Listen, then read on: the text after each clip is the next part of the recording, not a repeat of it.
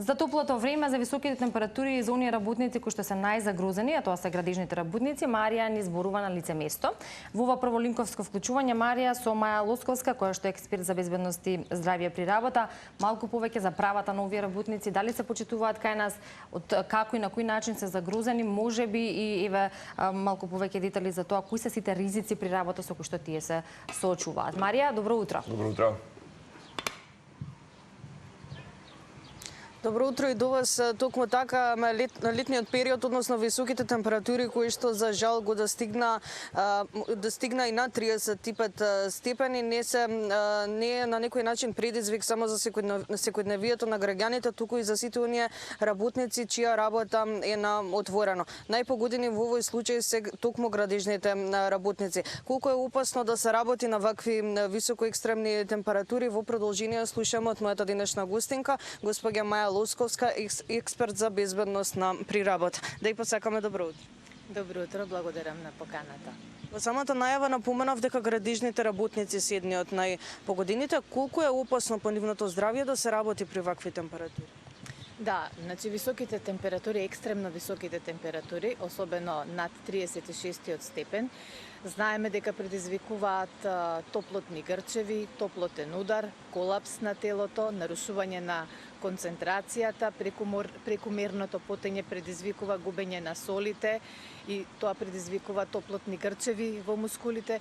Едноставно, високите температури предизвикуваат термометарот, внатрешниот термометар, кај човекот, кај секој организам, да се исклучи и да организмот не реагира нормално како што треба да реагира.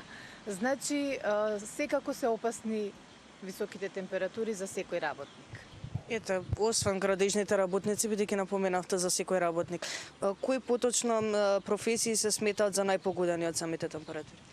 Во случајов најпогодени се сите оние работни дејности кои што ќе се извршуваат на отворено, каде што работникот е изложен на директно влијание на сончевите зраци.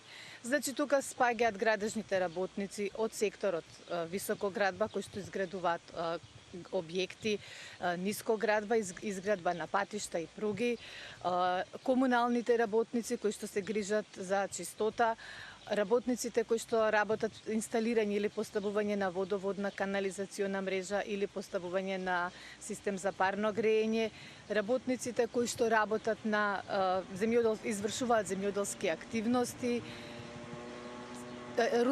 рударските работници кои што работат на откопи, површински откопи.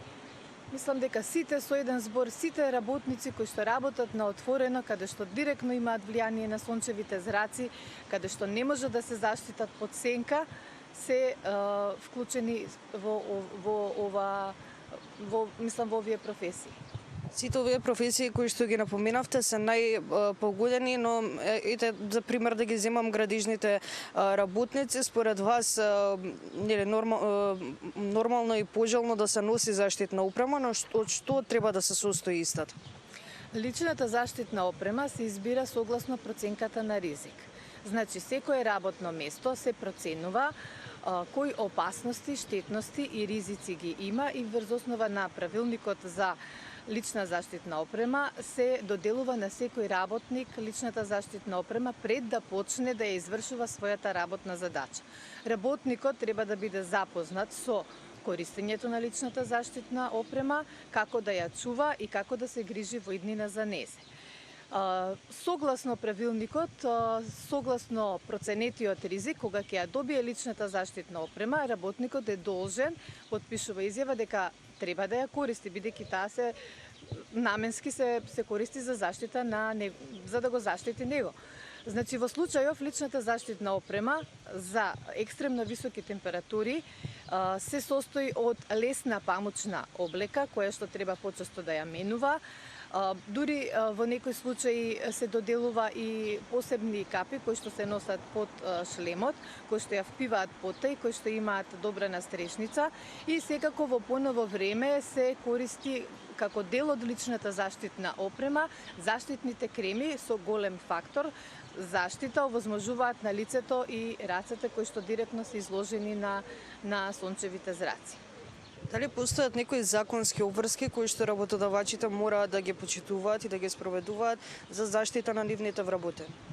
Да, секако, значи согласно член 36, секој работодавач треба да го информира работникот за опасностите и штетностите на неговото работно место, да ги превземе сите заштитни мерки за него и за останатите работници, независно дали се работи за сменска работа или работа на тимови, на цела група работници и секако од кога ќе го информира и од кога ќе го запознае работникот, работодавачот има законска обврска да се грижи за неговото здравје, значи го испраќа на систематски преглед, кој што понатаму се врши зависно од проценката секои 2 години или секоја година, зависно од ризикот каков е на тоа работно место на кое што работи работникот и нормално да изврши обука за безбедна работа на тоа работно место. Оваа законска обврска ја има секој работодавач и секој работник треба да ја помине веднаш штом ќе го потпише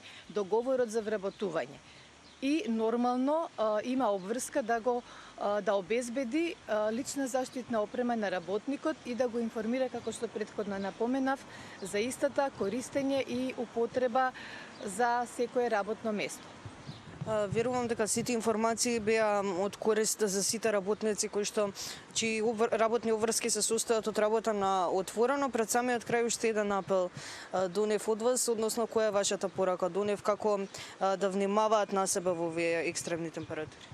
Секој работник треба да знае пред се дека согласно член 27 од Законот за безбедност и здравје при работа, кој што е донесен 2007 година и од тогаш се имплементира со сите негови измени, доколку не е информиран навремено од работникот за сите опасности и штетности и доколку добие наредба да работи при екстремно високи температури, во кој што владата или Министерството за труд и социјална политика излегле со препорака дека во периодот од 11 до 17 часот, нели знаете, владата препорачува во портокалова фаза кои препораки и мерки да се применуваат, кои во црвена фаза, значи доколку работникот добие таква наредба, има законска обврска да одбие да работи, бидејќи пред се е битно здравјето на секој работник и безбедноста, а здравјето и безбедноста, освен што се дефинирани во Законот за безбедност и Законот за здравје и безбедност при работа, треба да знаеме дека безбедноста е всушност и уставно право на секој работник, значи е уставно загарантирана.